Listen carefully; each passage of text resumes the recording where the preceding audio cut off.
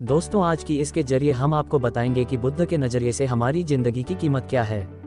हम में से बहुत से लोग अपनी ज़िंदगी की वैल्यू नहीं समझते और अपने जीवन को ऐसी चीज़ों में बर्बाद कर देते हैं जिनसे हमारा नुकसान ही होता है।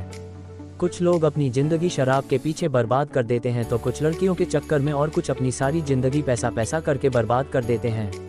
आज की इसके जरिए आप जानेंगे कि हमारी ज़िंदगी कितनी कीमती है और हमें अपनी इस कीमती ज़िंदगी को किस तरह जीना चाहिए।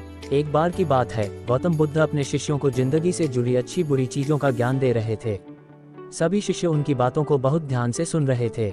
उन सभी में एक शिष्य ऐसा था जिसे प्रश्न पूछने की बहुत कर गौतम बुद्ध के पास गया और उनसे बोला, आप हमें ज़िंदगी के बारे में जो कुछ सिखा रहे हैं उस सब का क्या फ़ायदा, क्योंकि हम में से बहुत से बच्चों को ये भी नहीं पता कि हमारे जीवन का मूल्य क्या है और ये जीवन हमारे लिए कितना कीमती है। पहले आप हमें ये बताइए कि इस जीवन का मूल्य क्या है। अपने शिष्य की बात सुनकर गौतम बुद्ध अपने कक्ष में गए और एक चमकता हुआ पत्थर का टुकड़ा लेकर आए। वो टुकड़ा उन्होंने अपने शिष्य को दिया और बोले, मैं तुम्हें इस जीवन का मूल्य तब बताऊंगा जब तुम इस पत्थर का सही मूल्य पता लगा कर आओगे। साथ ही ये ध्यान रखना कि तुम्हें ये पत्थर का टुकड़ा किसी को बेचना नहीं है। गौतम बुद्ध की बात मानकर वो शिष्य बाजार की तरफ चला गया। बाजार में सबसे पहले उसकी नज़र एक फल बेचने वाले पर पड़ी और उसने वो पत्थर उस फल वाले को दिखाया और बोला, फल वाला बोला कि ये पत्थर कुछ खास तो नहीं है, लेकिन फिर भी इसके बदले में तुम्हें 10 केले दे सकता हूँ। वो शिष्य उस पत्थर को लेकर आगे चला गया। फिर उसे एक सब्जी वाला मिला। शिष्य ने उस सब्जी वाले से उस पत्थर की कीमत पूछी। सब्जी वाले ने उस पत्थर को ध्यान से देखा और बोला, इस पत्थर की कीमत के बदले में तुम्हें ज़्यादा से ज़्यादा एक बोरी भरकर सब्जियां दे सकता हूँ। उद्धरण चिन्ह। इसके बाद वो शिष्य उस पत्थर को लेकर एक सोने के व्यापारी के पास गया। उस पत्थर की टुकड़े की चमक देखते ही उस सुनार ने उसकी कीमत 100 सोने के सिक्के लगाए। शिष्य ने वो टुकड़ा बेचने से मना किया तो वो सुनार उसके बदले 200 सोने के सिक्के देने को भी राजी। पत्थर नहीं बेचा। इसके बाद वो शिष्य एक हीरों के व्यापारी के पास गया और उनके सामने उसने वो पत्थर के टुकड़े को रख दिया।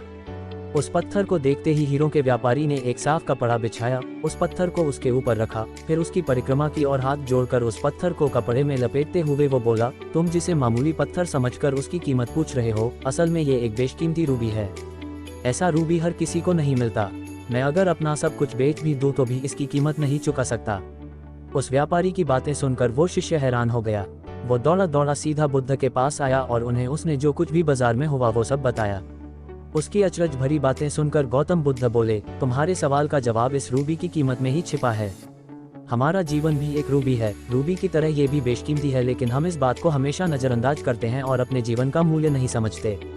हम दूसरों को देखकर और उनके जैसा जीवन जीने की कोशिश में अपने जीवन की कीमत को कम कर देते हैं। हम ये सोचते हैं कि हमारी ज़िंदगी की कीमत वही है जो दूसरे हमें बताते हैं, लेकिन ये बात हमेशा ध्यान रखना कि सामने वाला अपनी हैसियत, बुद्धि और अपनी समझ के हिसाब से तुम्हारी कीमत लगाता है। सीख जो हमें गौतम बुद्ध की प्रेरणादायक कहानी से मिलती है। जिंदगी सिर्फ एक बार मिलती है, इसलिए इसको बर्बाद ना करें। अपनी ज़िंदगी को उतना ही कीमती समझें जितना कीमती आप अपने बैंक में रखे रुपयों को समझते हैं। आज के समय में लोग अपनी ज़िंदगी से ज़्यादा कीमती प्यार, पैसों और दिखावे से भरी चीज़ों को समझते हैं। प्यार के चक्कर में लोग सुसाइड कर लेते हैं। पैसों के चक्कर में ऐसा काम करने लग जाते हैं जिससे उनकी ज़िंदगी बर्बाद